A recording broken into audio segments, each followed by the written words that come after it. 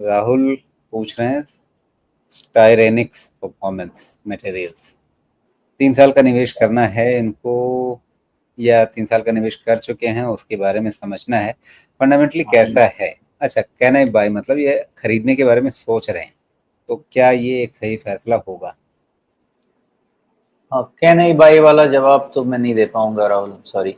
वो रिकमेंडेशन है, मैं आपको पढ़ के समझाता हूँ क्या चीज़ दिख रहा है मुझे। स्टाई स्टाइरेनिक्स परफॉर्मेंस मटेरियल्स, ये है क्या? जी, इंजीनियरिंग थर्मोप्लास्टिक्स, अगर आप जानते हैं कि ये क्या है तो आप बता सकते हैं कि ये कंपनी यही बेचती है और काफ़ी पुरानी कंपनी है, लेकिन लिस्टिंग कब की है देखिए, ये ये। क्या बनाते हैं ये तो वही जाने, लेकिन इनका जो कंजम्पशन है वो ठीक जी, सेगमेंट में है। ओके, तो इस हिसाब से तो इनको ठीक रहना चाहिए, बट और शेयर बाजार में भी इनकी काफ़ी पुरानी हिस्ट्री है। हाँ, लेकिन पुरानी लेकिन हिस्ट्री कहाँ है, ये तो अभी लिस्टेड है ना। ये टाइरेनिक्स, तो फिर इसके शेयर भाव 2006 से कैसे दिख रहे हैं? अच्छा ठीक है, ठीक है, डेटा यहाँ पे इतना ही है, लेकिन इनका सेल्स ग्रोथ तो बहुत ज़्यादा ही ज़बरदस्त है ना। अभी क्वार्टर ऑन क्वार्टर 57-60% ये सब सेल्स ग्रोथ में चल रहा है, अभी आया है ये सेल्स ग्रोथ, और फिर भी जी। वैल्यूएशन इतना कम है। भगवान जाने क्या चक्कर है। हाँ, लेकिन ये सेल्स ग्रोथ अचानक जो उछली है वो सिर्फ मार्च तिमाही में, उससे पहले तो ये वही आराम से 600-700 के रेंज में अटके हुए थे। 6,000 करोड़ की कंपनी है, और इस और इधर बार प्राइस, इस बार इनका मार्जिन भी कम हुआ है।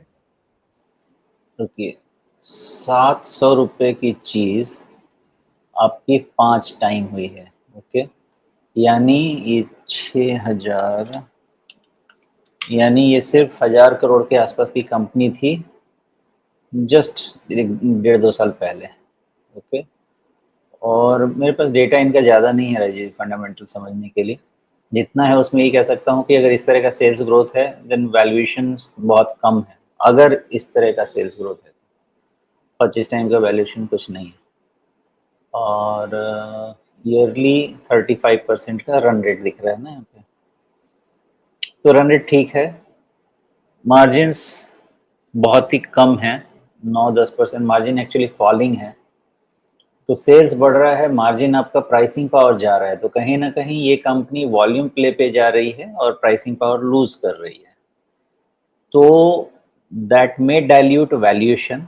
हैविंग सेड दैट, 50-60% का sales growth quarter on quarter sustain करे तो ये तो वैल्यूएशन होना ही नहीं चाहिए, डबल होना चाहिए कम से कम, बहुत कम है।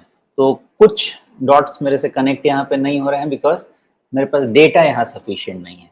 ओके, तो फिर हम प्राइस वॉल्यूम पे जाते हैं, वहाँ से समझने की कोशिश करते हैं। प्राइस वॉल्यूम ऐसा कहता है, मतलब मेरी छोटी बुद्धि यही बताएगी कि फिर भी 2300 की चीज़ नॉन स्टॉप 3000 3,500 हो चुकी है, तो हमको 1000 करीब करीब 50% तो यही रन मिल गया। किसी भी तरह से कोई भी बुद्धिमान इंसान को जल्दबाजी नहीं करनी चाहिए। ओके, इसको थ्रोबैक पे मिले तो एक बार, पहले तो एक आध क्वार्टर का रिजल्ट और आने दीजिए अगर आप इन्वेस्ट करना चाहते हैं तो भी, क्योंकि मैं अवेलेबल डेटा के हिसाब से फंडामेंटली समझने की स्थिति में नहीं हूँ, बिकॉज जो सेल्स का प्रॉफिट ग्रोथ है उस हिसाब से वैल्यूएशन इसका कुछ नहीं है, तो maybe there is something जो कि मेरे से कनेक्ट नहीं हो रहा है। और प्राइस वॉल्यूम ये कहता है कि सेफ्टी आपके फेवर में नहीं है। ओके, दूसरा प्राइस वॉल्यूम ये कहता है कि आपका 3,000 के ऊपर का ब्रेकआउट है, तो 3,000 के ऊपर का ब्रेकआउट है तो ये अपसाइड और हो सकती है, मतलब 3,800-4,000 रुपये का ये सब रेंज टारगेट बन सकता है, लेकिन उसे प्राइस वॉल्यूम से ही देखा जा सकता है, बाकी सेफ्टी कैसे देखेंगे। तो इसमें दूसरा पॉइंट जो मुझे समझ में आता है कि थ्रोबैक होना चाहिए, और थ्रोबैक में इसको 3,000 के नीचे क्लोज नहीं होना चाहिए। ये दो कंडीशंस होने चाहिए आपके पास, पहला थ्रोबैक होना चाहिए और दूसरा थ्रोबैक 3,000 के नीचे क्लोज नहीं होना चाहिए। एज लॉन्ग एज ये नहीं होता है, इसका अप ट्रेंड इंटैक्ट रहेगा और ये फिर यहाँ से भी और ऊपर जा सकता है। 3000 के नीचे आपको इसलिए सोचना चाहिए, खतरे से खाली नहीं हो सकता है, बिकॉज 700 रुपये की चीज भागे जा रही है। वन सब कुछ इसका कवर तो हो ही गया है, मतलब सारा मूवमेंट कवर दिख रहा है मुझे। बाकी 3000 का नंबर आपको पता है।